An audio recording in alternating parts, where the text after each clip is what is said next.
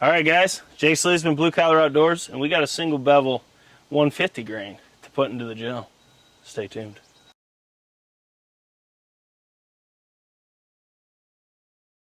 All right, guys, so I just ordered these. This is the Tuffhead Evolution Series.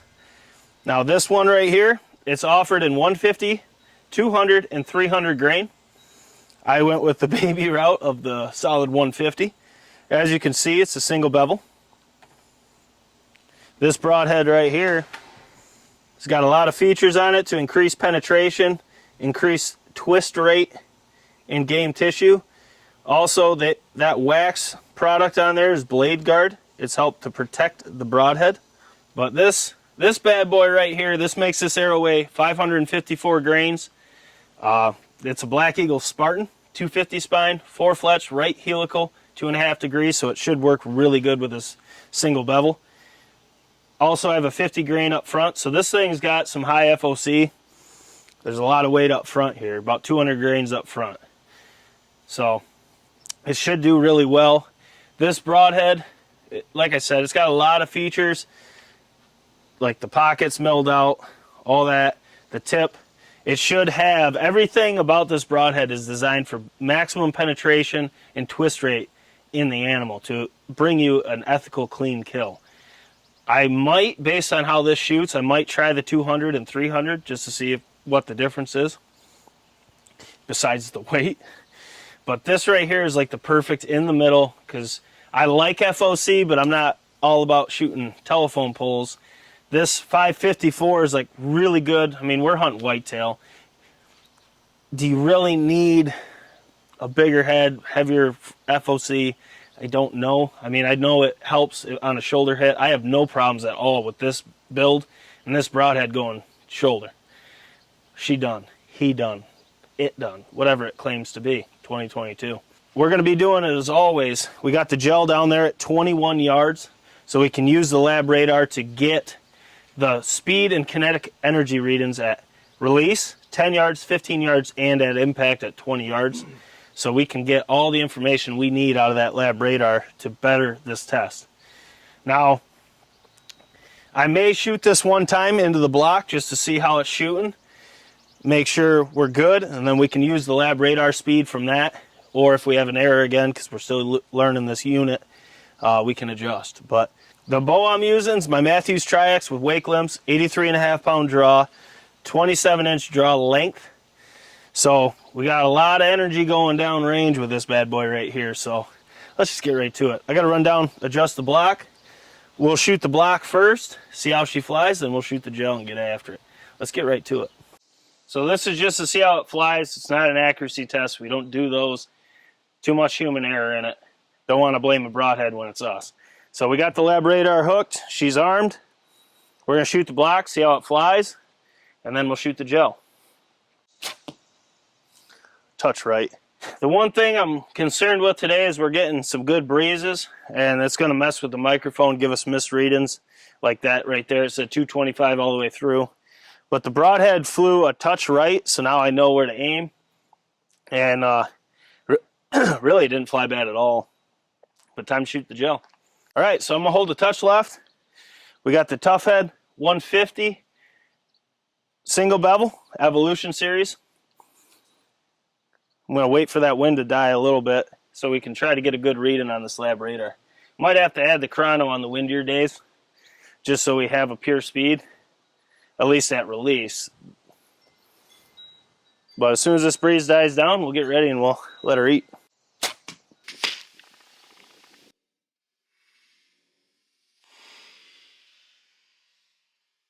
I'm going to go down and look at it. These aren't knock tuned to the arrow. It didn't fly the greatest, but I don't think it was from the broadhead. It might have been me. Might have put too much torque in my shot, but I'm going to go look at the cut. If we can judge it off it, we'll roll with it. If not, we'll shoot again. It was a little low. I'm gonna do better this time. We'll get this one square, but it had a ton of twists in that gel. So let's get after it. We got a slight break in the wind.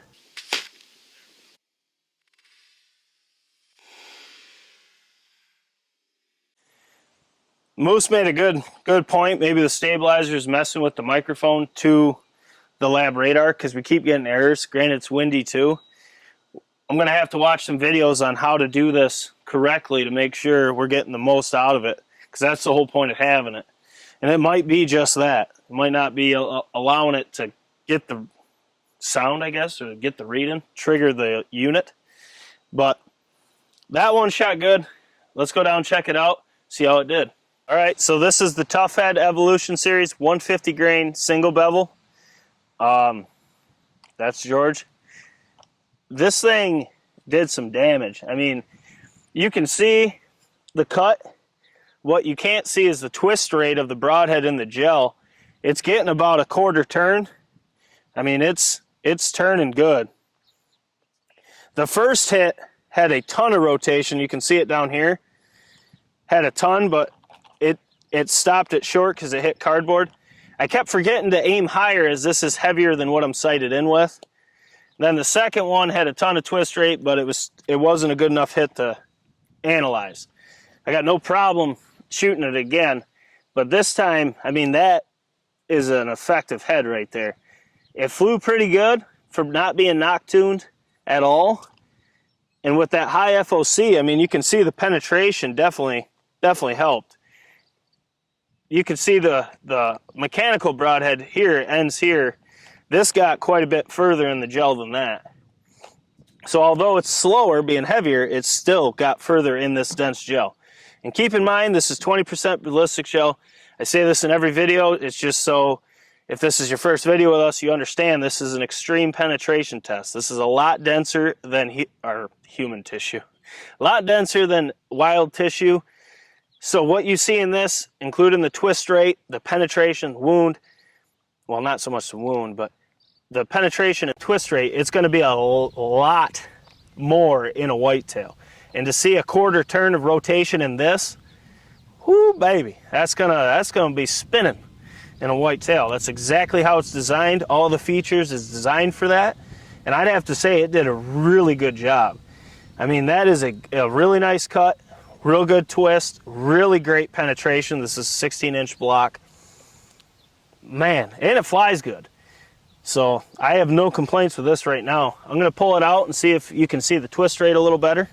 Heads up, George. You do see the entrance of it? Oh, yeah. So here's the entrance.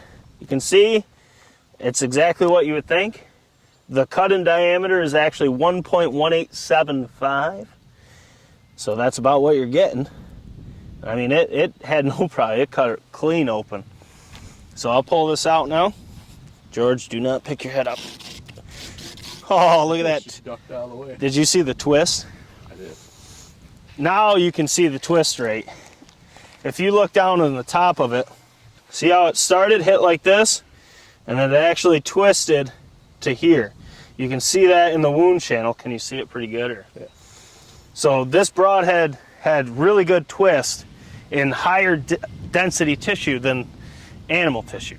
But this broadhead right here, this is definitely going in the quiver. I got to kill something with it. I got to see what it does to wild game. It did extremely well. Not only did I shoot it 3 times, I think the first shot when it flew was on me. I think I had too much torque on my bow. Because after that, the other 2 shots, it flew fine.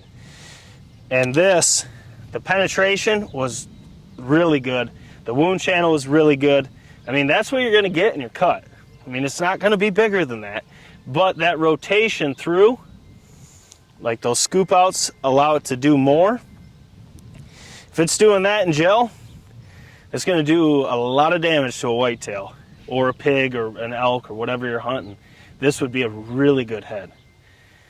I mean, really good. This thing, I was excited for this and it did not let me down. We will get the lab radar figured out so we can have all that added information, kinetic energy on impact, speed at impact, all that. We will have that dialed in. Once I get it down, we will do this test again because I really want to put this side by side the Iron Will single bevel and see. Because these ain't cheap either. These are 116 bucks for a 3-pack. And the next broadheads are about the same. So they're expensive heads, but this is made out of S7 tool steel, so it's extremely durable. It's not A2, but it's right up there with it. So I got no worries about this being durable and lethal. Smash the thumbs up button for your boys. share these videos in all your hunting groups, share them to all your hunting buddies. Let's get to 15K so we can do a giveaway, and then at 20K we're going to do a hunt with us. So let's get there, but we need your help to help share these videos, get them out there, get the traffic. We couldn't be doing this without you guys, that's for sure. It ain't cheap testing all the things we test. Guys, we got a lot more broadheads to do, and then we want to do a little smallmouth crick fishing. You know what I'm saying? You betcha. Jake Sleasman, Blue Collar Outdoors. We got Moose behind the camera, but we got a lot more to test. Take her easy.